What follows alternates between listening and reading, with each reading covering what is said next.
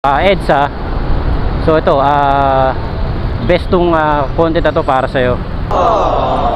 Pero dito yan, lalabas na tayo ng Ross Boulevard. Then pagka nakalabas na tayo, maluwag na sana. Kasi may build up din naman dyan, pero syempre stoplight lang naman. Nagawa pa rin yung hindi pa rin tapos yung project ng EDSA Extension Flyover sa Tramo Pasay. So ito na, galing tayong Quirino Avenue, lalabas tayo dito sa Ross Boulevard. Uy!